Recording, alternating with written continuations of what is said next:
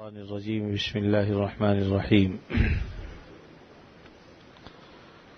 والكاظمين الغيظ والعافين عن الناس والله يحب المحسنين صدق الله العظيم. حاضرین محترم، قرآن مجید کی آیت کا یہ ایک ٹکڑا ہے، حصہ ہے جس کی تلاوت کی گئی ہے.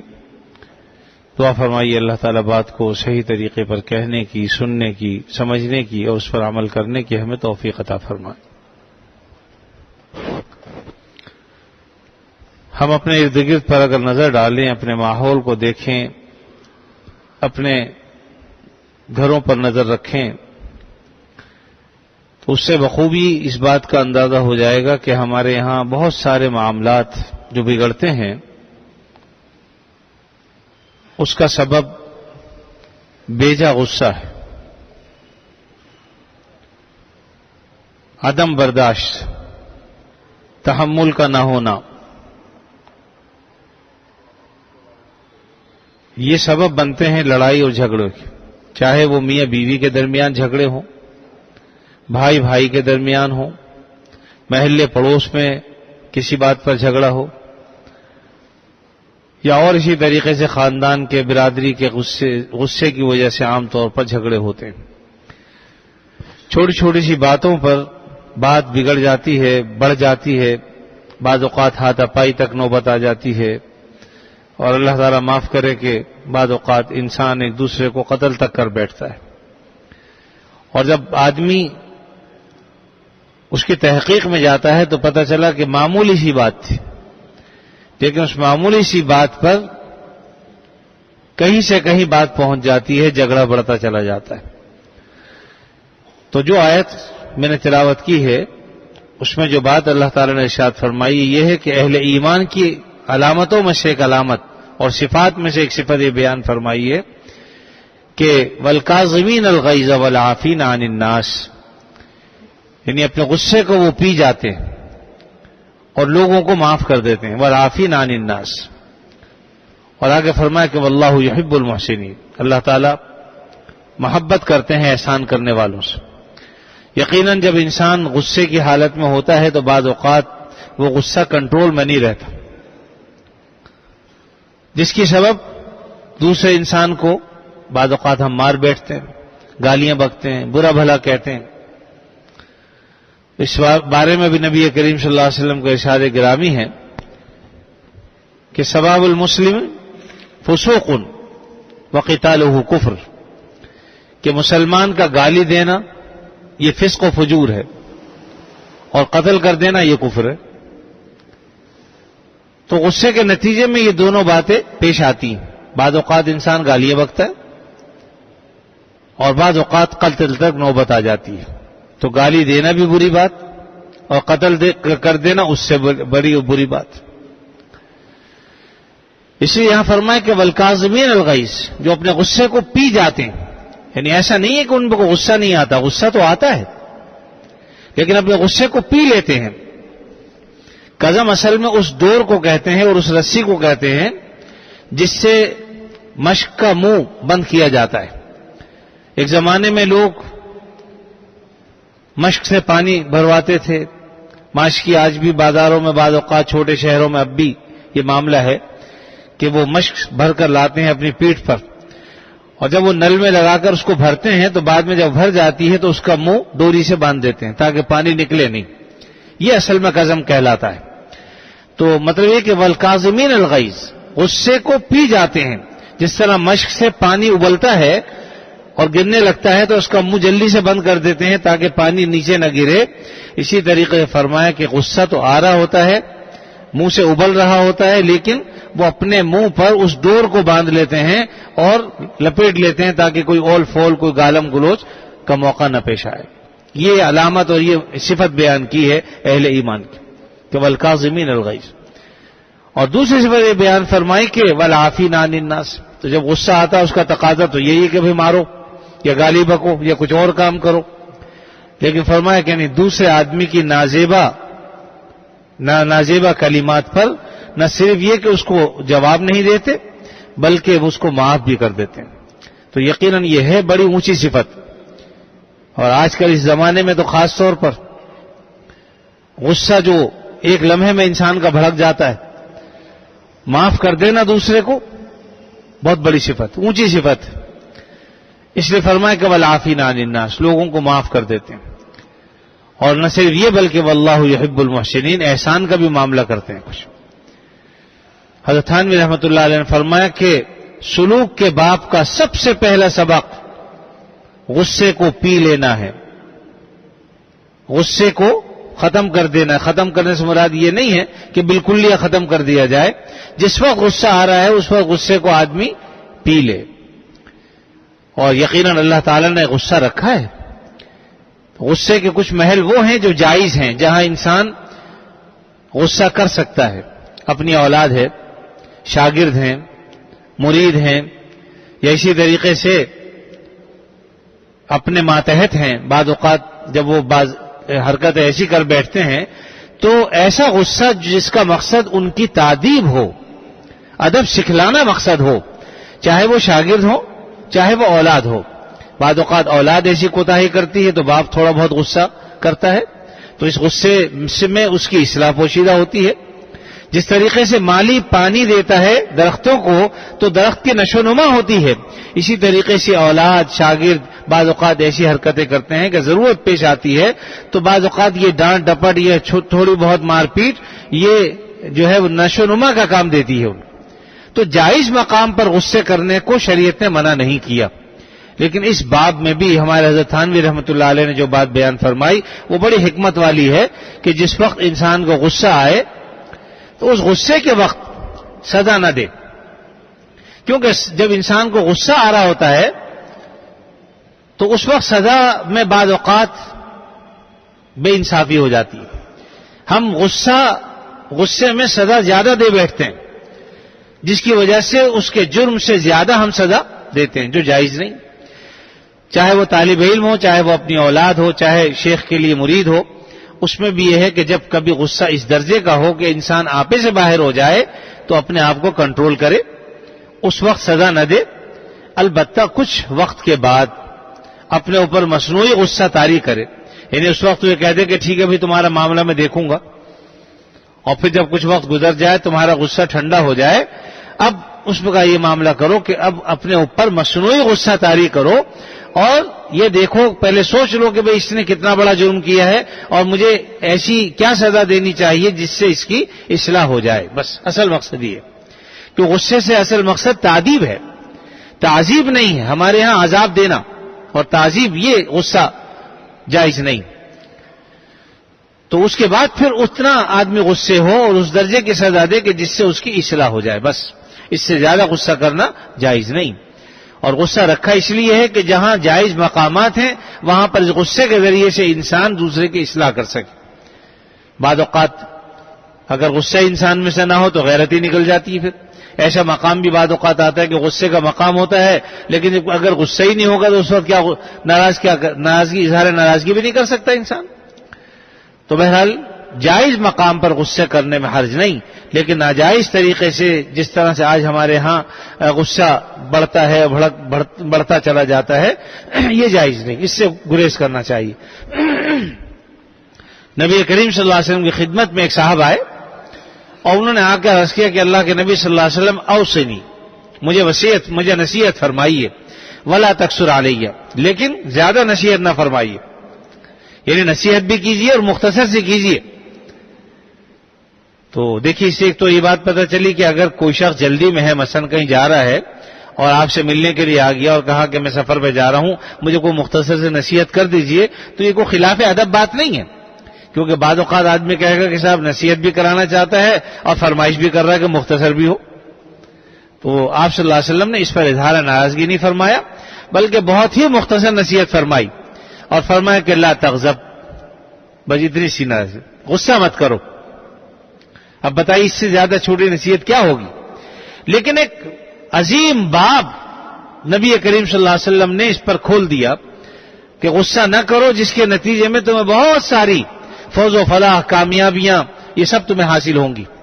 کیونکہ غصہ ایسی چیز ہے جو انسان کا اپنا بھی دشمن ہے، بعض اوقات انسان غصے میں آپے سے باہر ہو جاتا ہے، بلڈ پریشر ہائی ہو جاتا ہے اور جناب نہ جانے کیا کچھ کر بیٹھتا ہے. بعض اوقات اللہ تعالیٰ معاف کرے بلڈ پریشر ہو جاتا ہے اور پھر کوئی رگ پھٹ جاتی ہے، ہارٹ یعنی انسان مر تک بھی جاتا ہے.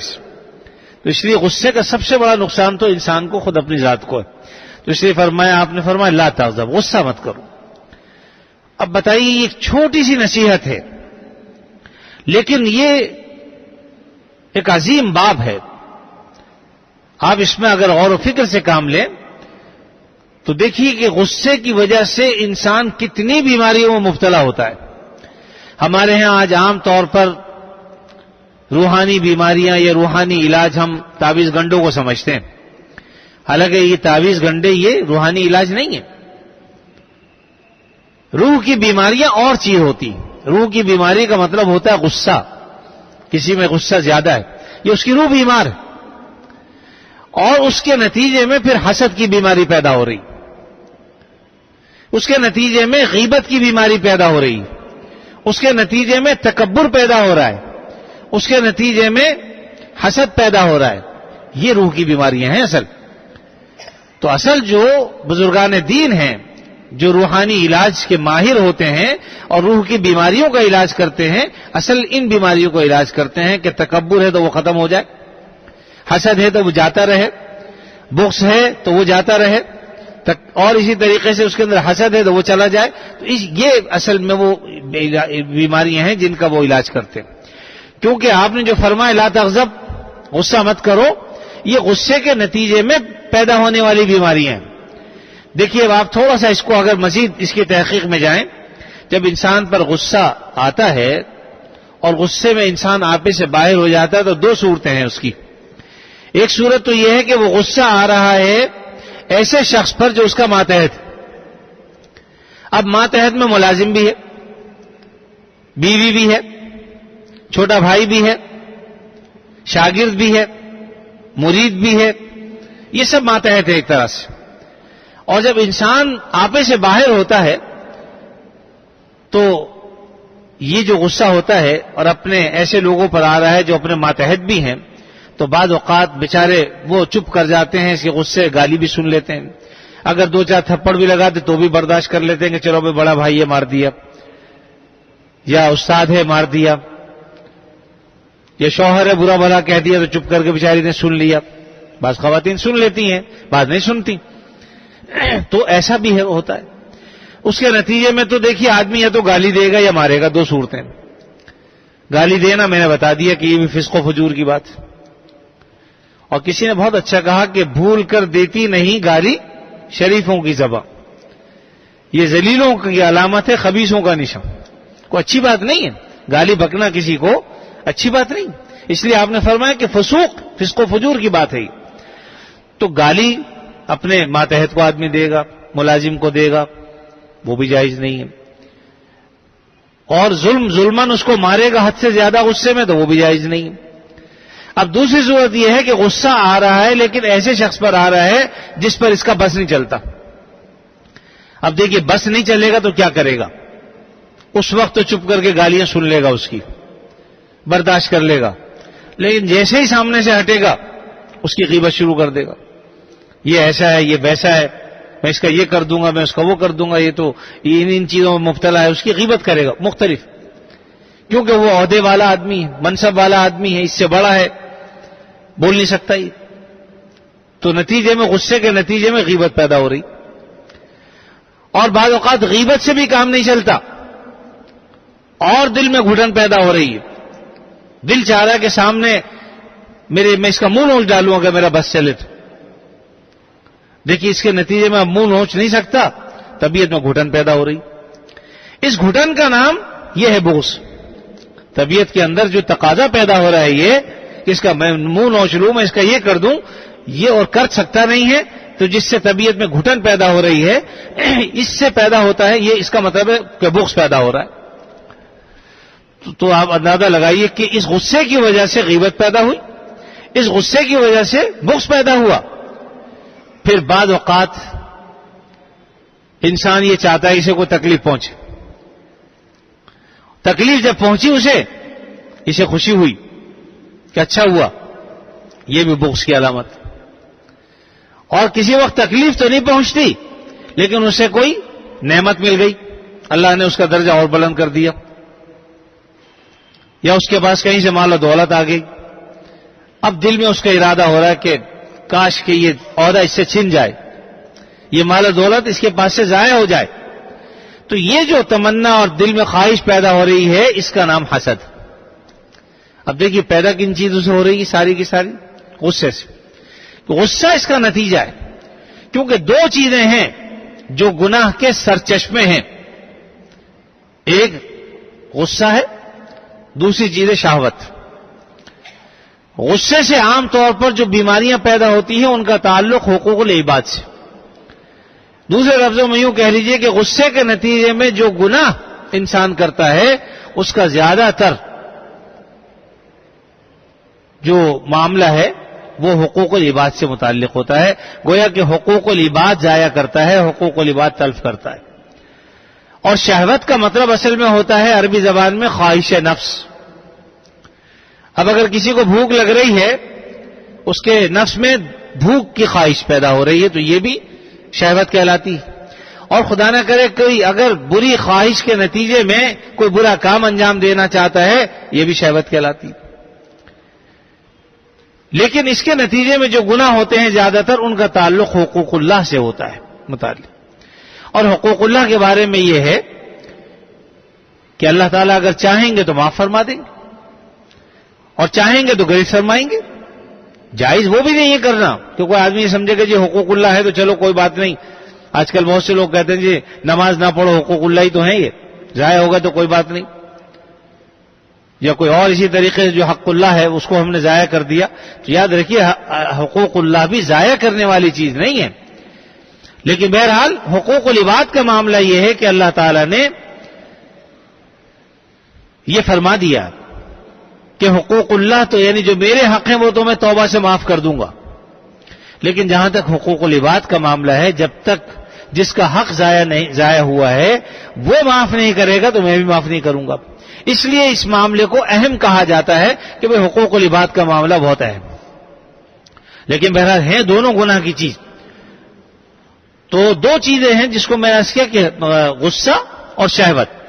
تو غصے کے نتیجے میں بھی بعض بیماریاں پیدا ہوتی ہیں اور گناہ سرزد ہوتے ہیں, اسی طریقے سے شہوت کے نتیجے میں بھی گناہ سرزد ہوتے ہیں. اس لیے دونوں چیزیں ایسی ہیں کہ جن سے بچنا چاہیے. تو بہرحال لیکن اس میں غصہ جس کی آپ نے نصیحت فرمائی کہ لا تغضب, غصہ مت کرو, تو دیکھیے کتنی بڑی یعنی جامع نصیحت ہے جو نبی کریم صلی اللہ علیہ وسلم نے فرمائی کہ بھئی غصہ مت کرو. غصہ ساری بیماریوں کا جڑ ہے, سارا فساد اسی سے کھڑا ہوتا ہے, رشتے ناطے ٹوٹ جاتے ہیں, گھر تباہ ہو جاتے ہیں, بہت ساری خرابیاں اس سے پیدا ہوتی ہیں. لہذا غصہ مت کرو. اور اسی طریقے سے دیکھیے کہ ایک حدیث میں آتا ہے غالباً کہ اگر تم غصہ نہ کرو اور اپنے غصے کو پی لو, اس کے نتیجے میں ہم ملائکہ سے بھی تمہارے درجے بڑھا دیں گے. یعنی فرشتے کوئی حیثیت نہیں رکھتے ان کے آگے. ایک حدیث میں آتا ہے کہ قیامت کے دن ایک شخص کو بلایا جائے گا اور اس کے نامہ اعمال کو دیکھا جائے گا, تو اللہ تعالیٰ پوچھیں گے ہاں بھائی کچھ نیکیاں ہیں؟ تو کہا جائے گا کہ اللہ اس کے نامہ اعمال میں کچھ نیکیاں تو نہیں ہیں, بہت زیادہ نفلیں تو اس نے نہیں پڑھی, لیکن ہاں اتنی بات ہے کہ یہ ایک خاص خوبی کا مالک تھا کہ لوگوں سے درگزر کا معاملہ کرتا تھا. اگر کوئی برا بھلا بھی کہہ دیتا اسے معاف کر دیا کرتا تھا.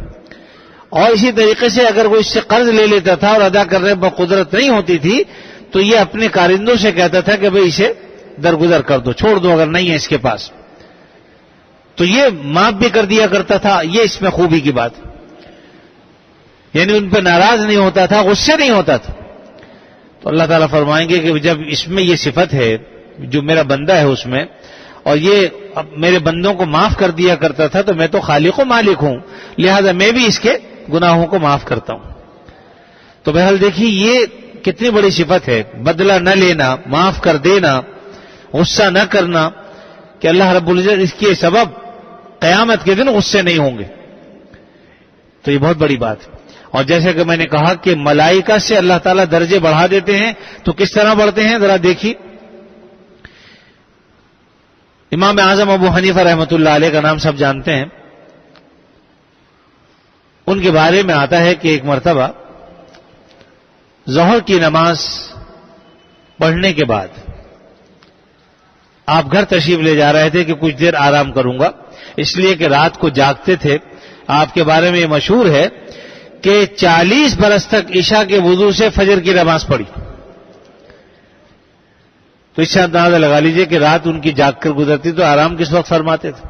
عام طور پر ظہر کے بعد آرام فرماتے تھے۔ اب ایسا شخص کہ رات کو جاگ کر عبادت کی ہے یا مسائل اور فقہ کے بارے میں فقہی مسائل نکالے ہیں، صبح اپنے کاروبار میں مشغول ہوئے ہیں اور ظہر کے بعد کا وقت آرام کا تھا، تو آرام کے لیے گھر تشریف لے جا رہے تھے، بالا خانہ تھا، اوپر تشریف لے گئے اور جا کر لیٹنے لگے۔ ابھی بستر پہ لیٹنے ہی لگے تھے کہ کسی نے دروازے پر دستک دی۔ آپ باہر آئے، اوپر سے نیچے اترے اور دیکھا ایک شخص کھڑا، پوچھا فرماؤ بھائی کیا بات ہے؟ تو اس نے کہا کہ حضرت میں ایک مسئلہ پوچھنے کے لیے آیا ہوں۔ اول تو مسئلہ صبح حضرت بیٹھے ہی کرتے تھے، کہیں تو پوچھنا اس وقت چاہیے تھا، لیکن یعنی آرام کے وقت میں مسئلہ پوچھنے کے لیے آیا۔ آپ ناراض نہیں ہوئے، آپ نے فرمایا اچھا بھائی پوچھ لو جب تم آ گئے ہو تو کہنے لگا کہ جی مسئلہ تو پوچھنے آیا تھا مجھے اور یاد بھی تھا، لیکن جب میں یہاں پہنچا تو وہ مسئلہ میرے ذہن سے نکل گیا۔ فرمایا کہ اچھا بھائی اب جب یاد آ جائے پھر پوچھ لینا۔ تو پھر جا کے اوپر چلے گئے اور جا کے لیٹے ہی تھے کہ پھر دروازے میں دستک ہوئی، پھر باہر تشریف لائے، پوچھا، دیکھا کہ وہی شخص نے کہا کہ اب کیا ہوا؟ کہا کہ اب یاد آ گیا مسئلہ۔ کہا کہ اچھا پوچھو۔ کہا مسئلہ تو یاد آ گیا تھا لیکن اب جب آپ سیڑھی سے اتر رہے تھے تو پھر نکل گیا ذہن سے۔ آپ اچھی بات ہے بھائی پھر تم اب یاد کر لو، میں جا رہا ہوں، چلے گئے، لیکن اس پر ناراضگی کا اظہار نہیں فرمایا۔ پھر اس کے بعد ابھی اوپر چڑھے ہی تھے کہ پھر اس نے دستک دے دی، پھر تشریف لائے، فرمایا کہ ہاں بھائی کیا اب یاد آ گیا؟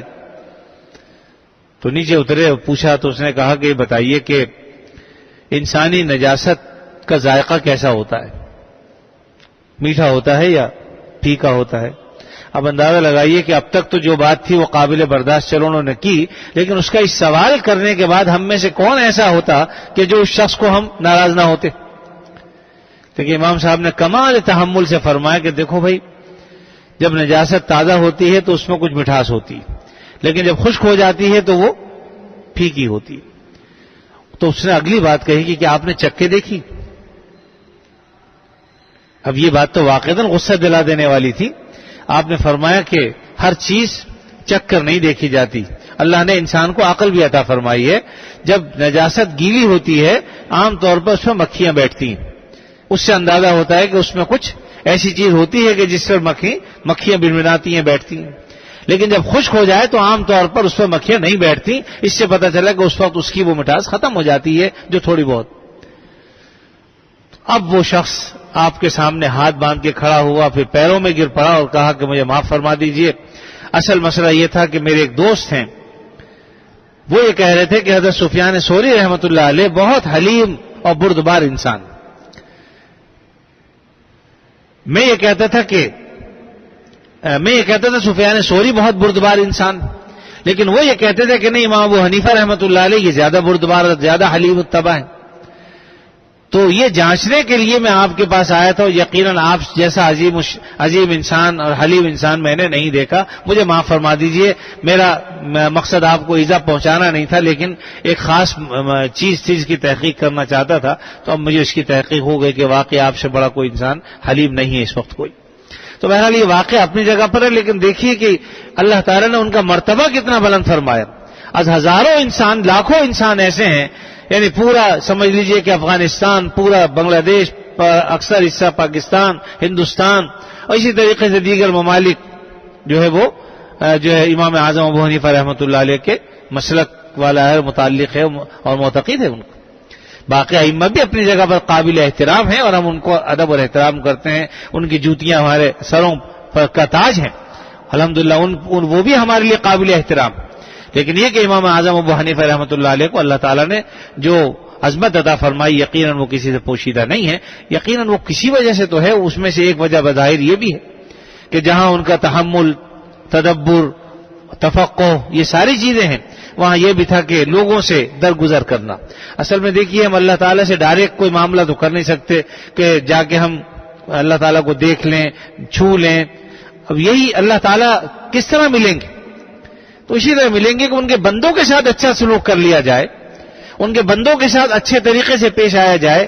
اور یقیناً انسان غلطیوں کا پتلا ہے، خطاؤں کا پتلا ہے، تو کوتاہیاں ہوتی ہیں. بعض اوقات ایسی باتیں اپنے دوست احباب کہہ دیتے ہیں جس پر غصہ آتا ہے. تو عظیم انسان وہ ہے جو ان کی غلطیوں کو درگزر کر لے. قرآن مجید میں اللہ نے فرمایا کہ وَإِمَّا يَنزَغَنَّكَ مِنَ الشَّيْطَانِ نَزْغٌ فَاسْتَعِذْ بِاللَّهِ. جب شیطان جو ہے وہ نزاع پیدا کر دے تم میں، لڑائی جھگڑے کی صورت پیدا کر دے، تم فوراً فاستعذ اللہ کی پناہ مانگ لیا کرو کہ یا اللہ میں آپ کی پناہ میں آتا ہوں. اہل عرب میں آج بھی یہ دستور ہے، لڑتے جھگڑتے وہ بھی ہیں، لیکن آج بھی یہ ہے کہ ان میں سے کوئی تیسرا آدمی آتا ہے کہتا ہے صلی علی النبی صلی علی النبی، ہے کہ آپ صلی اللہ علیہ وسلم پر درود بھیج دو، بھائی چھوڑ دو لڑائی جھگڑا ختم کرو اور نبی کریم صلی اللہ علیہ وسلم پر درود پڑھ لو. تو بہرحال میرے عزیزو، اس وقت بہت لمبی چوڑی بات کہنی نہیں ہے، اصل یہی ہے کہ آپ صلی اللہ علیہ وسلم کی جو نصیحت ہے لا تغضب، یہ یقیناً اور بھی طوالت چاہتی ہے کہ اس کو مزید بیان کیا جائے، لیکن اس وقت چونکہ عام طور پر اتنا ہی بیان ہوتا ہے 25 منٹ آدھا گھنٹہ، اس لیے بات کو میں یہیں پر ختم کرتا ہوں. لیکن ہمارے لیے اس میں بہت بڑا سبق ہے کہ ہم آپ صلی اللہ علیہ وسلم کی اس نصیحت پر عمل کریں. انشاءاللہ اس کے نتیجے میں ہمارے گھروں میں بھی جو ہے وہ لڑائی جھگڑے نہیں ہوں گے، دوست احباب سے بھی لڑائی جھگڑے نہیں ہوں گے، اور ہمارا جو معاشرہ اس وقت جہنم بنا ہوا ہے، جہنم کی شکل پیش کرتا ہے، یعنی دکانوں پر لڑائی جھگڑے، گھروں میں لڑائی جھگڑے، ساس بہو میں لڑائی جھگڑے، اور باپ بیٹوں میں لڑائی جھگڑے، بھائی بھائیوں میں لڑائی جھگڑے، صرف اس لیے غصے کی زیادتی، عدم تحمل، عدم برداشت، یہ اپنے اندر پیدا کیجئے. نبی کریم صلی اللہ علیہ وسلم نے اس بارے میں خاص نصیحت فرمائی ہے لا تغضب، غصہ مت کیجئے. انسان کو شیطان جو ہے وہ غصے کے راستے سے بہکاتا ہے. کسی کے خلاف کر دیا اور غصہ آ گیا، نتیجے میں ہم لڑنے کھڑے ہو گئے. تو اس لیے اس سے گریز کرنا چاہیے اور اپنے آپ پر غصے پر کنٹرول کرنا چاہیے. اور اس کے دیکھیے صرف شریعت نے حکم نہیں دے دیا کہ غصہ مت کرو، بلکہ اس کی تدابیر بھی بتلائی ہیں کہ بھئی اگر غصہ آ جائے اعوذ باللہ من الشیطان الرجیم پڑھ لو، لا حول ولا قوت الا باللہ پڑھ لو، اور اگر تم کھڑے ہوئے ہو تو بیٹھ جاؤ، بیٹھے ہو تو لیٹ جاؤ، یا وضو کر لو.